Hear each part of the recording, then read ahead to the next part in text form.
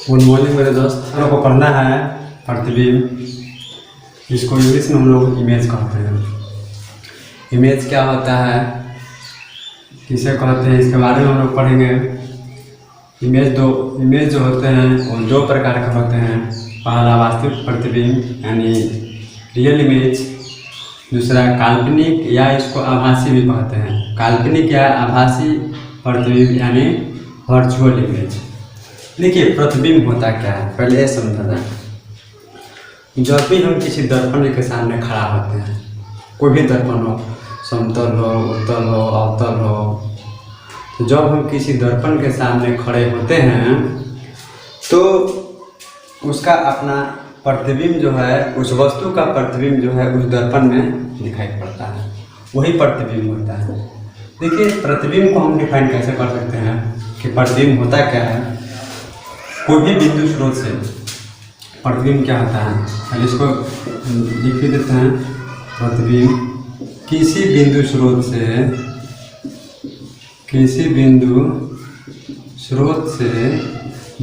आपको बताया गया है, किसी भी बिंदु स्रोत से आती प्रकाश की किरणें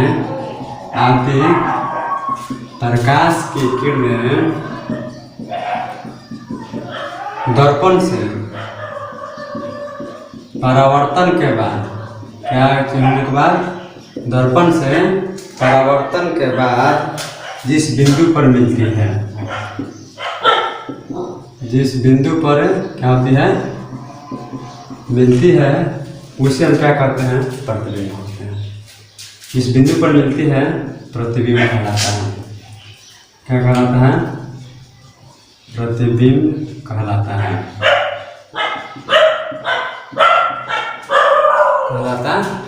जैसे देखिए, जैसे छोटा सा एग्जांपल लेंगे, इसके बाद में बताएंगे। मान लीजिए यह आपका समतल दर्पण है। सपोज दैट यहाँ मान लीजिए वस्तु है, तो इस वस्तु का जो प्रतिबिंब है दर्पण के ठीक नीचे उतना ही बड़ा बनता है। कैसे बनता है इस चीज़ को बाद में बताएंगे हम। तो होता है normal, incident ray, reflected ray. इसको क्या करते हैं, बैक की दिशा में ला देते हैं। तो जो यह वस्तु है उसी वस्तु का प्रतिबिंब क्या है, मान लीजिए कि आई है, ओ है, तो वो ओ डैश, तो आई जो ओ डैश है वही आपका क्या है, प्रतिबिंब। किसी भी समतल दर्पण के लिए है। तो कहने का मतलब है कि किसी भी बिंदु स्रोत से आती है अगर प्रकाश की किरण, दर्पण से परावर्तन के बाद जिस बिंदु पर मिलती है उसी से प्रतिबिंब का निर्माण होता है, उसी को लोग प्रतिबिंब कहते हैं। देखिए प्रतिबिंब का निर्माण होने के लिए इसको मिटाते हैं हम। प्रतिबिंब का निर्माण होने के लिए परावर्तन होना बहुत जरूरी है।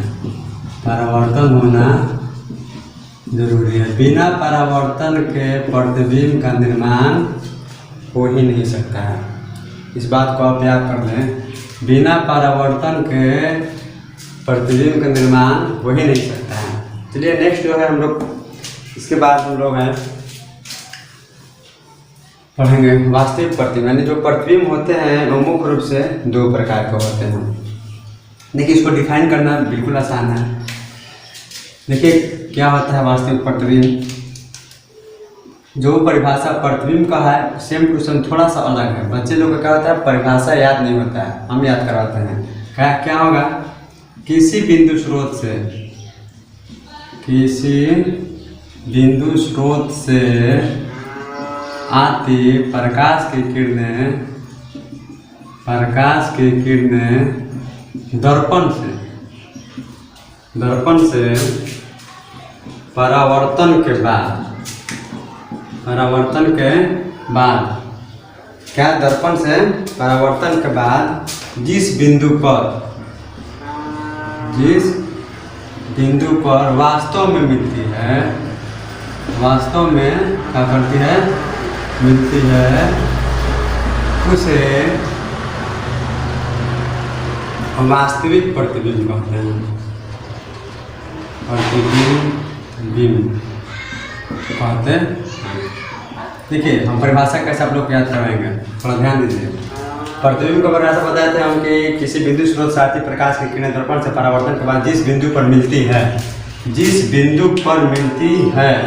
केवल वास्तव में एक्स्ट्रा जुड़ा हुआ है, उसे हम प्रतिबिंब कहते हैं। वास्तव में हटा देंगे, वास्तविक को हटा देंगे तो प्रतिबिंब का परिभाषा आ जाएगा। तो वास्तविक प्रतिबिंब किसी बिंदु स्रोत से आती प्रकाश की किरणें दर्पण से परावर्तन के बाद जिस बिंदु पर मिलती है उसे प्रतिबिंब कहते हैं। लेकिन किसी बिंदु स्रोत से आती प्रकाश की किरणें दर्पण से परावर्तन के बाद जिस बिंदु पर वास्तव में मिलती है उसे हम क्या कहते हैं, वास्तविक प्रतिबिंब कहते हैं। देखिए एक चीज़ हमेशा नोट कर लें आप माइंड में कि वास्तविक प्रतिबिंब जो होता है वो हमेशा क्या होता है, उल्टा होता है। वास्तविक प्रतिबिंब हमेशा क्या होता है, उल्टा होता है, हमेशा याद कर लेंगे। और दूसरा चीज़ कि वास्तविक नोट भी है ये भी कि वास्तविक प्रतिबिंब जो होता है उसे पर्दे पर क्या किया जाता है, उतारा जा सकता है, उतारा जा सकता है। दो चीज़ आपको बताएंगे, मेरे पास ट्रिक है कैसे बहुत सारे बच्चे क्या होते हैं प्रॉब्लम हो जाती है बहुत सारे बच्चे को कि वास्तविक प्रतिबिंब उल्टा होता है कि काल्पनिक प्रतिबिंब उल्टा होता है, उसके लिए हम बताएंगे, थोड़ा सा पढ़ लीजिए। तो जो आपका नोट है कि वास्तविक प्रतिबिंब जो होता है हमेशा क्या होता है, उल्टा। कहीं भी वास्तविक प्रतिबिंब का निर्माण होगा वो ठीक से क्या होगा, उल्टा ही होगा। और दूसरा कि जो भी वास्तविक प्रतिबिंब उल्टे होंगे यानी उल्टे प्रतिबिंब यानी जो वास्तविक प्रतिबिंब है उसी वास्तविक प्रतिबिंब को हम लोग क्या चीज़ पे वास्तविक प्रतिबिंब को पर्दे पर क्या करते हैं, उतारा जा सकता है। उल्टा क्या होता है, जो वस्तु बनेगा वस्तु के प्रतिबिंब का वस्तु जो बना वस्तु का प्रतिबिंब उल्टा होगा वस्तु की अपेक्षा। नेक्स्ट जो है इसके बाद हम लोग पढ़ेंगे काल्पनिक प्रतिबिंब। देखिए काल्पनिक प्रतिबिंब की परिभाषा भी देना है तो कुछ नहीं करना है। देखिए इसी में है कि किसी बिंदु स्रोत से आगे पढ़ रहे हम लोग किसका, काल्पनिक प्रतिबिंब का, किसका, काल्पनिक, ये अलग अलग पेन से लिख देते हैं, काल्पनिक प्रतिबिंब का, काल्पनिक प्रतिबिंब का। कि इसका परिभाषा क्या होगा कि किसी भी बिंदु स्रोत से आती अगर प्रकाश की किरणें दर्पण से परावर्तन के बाद, दर्पण से परावर्तन होगा तभी आपको बताया कि प्रतिबिंब का निर्माण होगा, जिस बिंदु पर वास्तव में मिलती नहीं है, एक्चुअली मिलती नहीं है, क्या होती है, मिलती हुई प्रतीत होती है। क्या होती है, मिलती हुई प्रतीत होती है। लग रहा है कि मिल रहा है लेकिन मिलेगा नहीं, प्रतीत होती है, उसे काल्पनिक प्रतिबिंब कहते हैं। थोड़ा सा का अंतर है, उसे हम काल्पनिक प्रतिबिंब कहते हैं। यानी किसी भी बिंदु स्रोत से आती प्रकाश की किरणें दर्पण से परावर्तन के बाद जिस बिंदु पर वास्तव में मिलती है उसे हम काल्पनिक प्रतिबिंब कहते हैं। और इसका भी नोट है तो कि जो काल्पनिक को ही आभासी कहते हैं। जो काल्पनिक इमेज जो होता है, काल्पनिक प्रतिबिंब जो होते हैं हमेशा क्या होता है, सीधा होता है। क्या होता है, सीधा होता है। और दूसरा जो है वो काल्पनिक प्रतिबिंब को